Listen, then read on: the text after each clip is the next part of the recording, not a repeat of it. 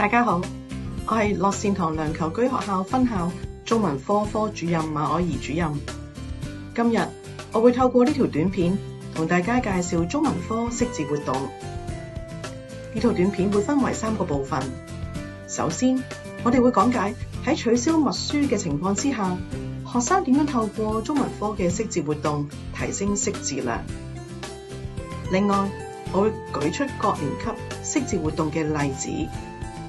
最後，我會同大家分享唔同年級嘅家長對於識字活動嘅意見。過去嘅默書好着重背誦同記憶，隨住時代嘅改變，教育理念亦都有所轉變。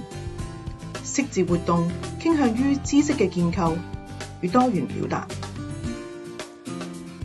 識字活動唔再局限於課文詞語同段落，除此之外，學生所學嘅語文基礎知識、成語、閱讀課外讀物所學習到嘅佳詞佳句，亦都可以係識字活動嘅內容。老師期待透過多元化嘅識字活動，能激發學生學習語文嘅興趣，提升識字量，而令到學生能夠騰出空間喺課餘時間閱讀。而家會講講識字活動嘅推行方式。每個循環週大約有3次嘅識字活動。喺每一次嘅識字活動前，老師係會有知識嘅輸入，唔會突擊進行嘅。除咗寫喺簿冊上邊，識字活動亦都會透過電子學習、律動活動或者拼砌字卡等等紙筆書寫以外嘅形式嚟進行。啱啱提到咧，我哋每班都有一本識字簿冊。呢本簿冊嘅封面科目一欄，各班都唔同㗎。學期初由中文老師同同學一齊創作同投票選出嚟。熒幕睇到嘅係部分班別嘅例子，例如識字遊樂場、識字闖關大冒險、自由樂園等等。淨係聽個名啊，都覺得好好玩啊！以下落嚟就等我哋睇下各級識字簿冊嘅事例啦。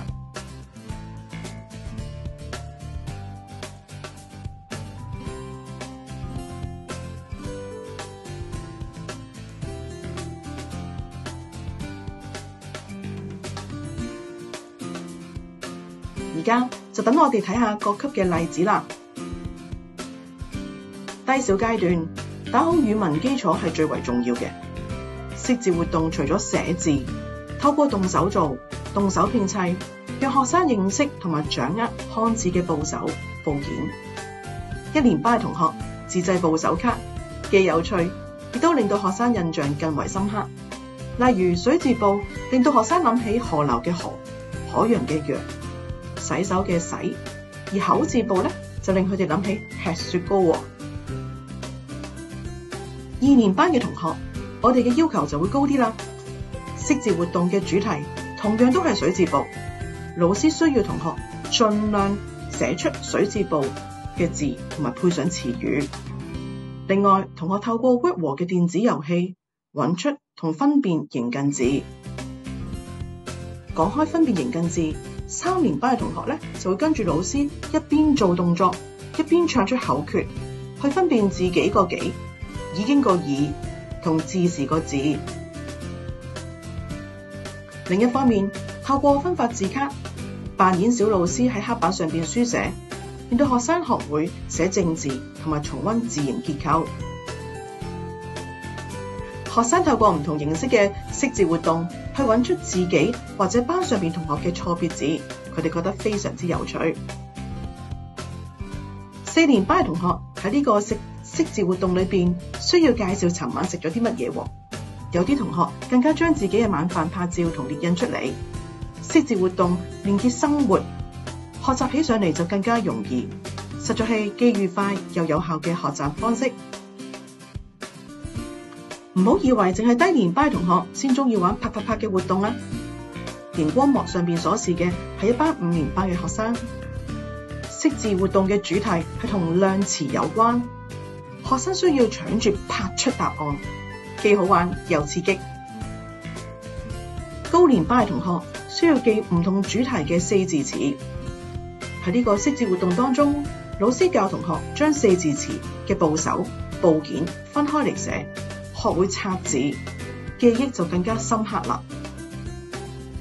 當小老師去揾錯處，就算係6年班嘅同學都會覺得好好玩、好開心。除咗寫之外呢，老師會將同學喺單元裏邊所學到嘅四字詞或者成語放喺 Word 和嘅表裏邊，佢哋需要鬥快咁揾出嚟。睇完一系列嘅識字活動嘅例子，大家都見到每一個識字活動都有佢嘅具體目標，學生都有唔同嘅得着。遊戲化嘅識字活動設計，結合互動遊戲同埋競賽元素，提升學生學習興趣，令到識字嘅過程更加生動，更加具有吸引力。開學以嚟，我哋都收到唔同年級嘅家長嘅寶貴意見。家長普遍都反映孩子喜歡中文科嘅識字活動，認為相比以前唔需要再花長時間去揾一個指定嘅範圍，形式變得有趣，甚至乎可以話係邊學邊玩。最重要嘅呢，喺屋企都能夠運用所學嘅策略嚟認字。至於中年班至到高年班嘅家長，佢認為子女學習中文比從前更加主動，小朋友會自動自覺喺屋企積極準備，唔再需要溫默書嘅情況之下，能夠創造更多嘅閱讀空間。識字已經唔再係局限於課文以內啦，同學們都覺得好好玩。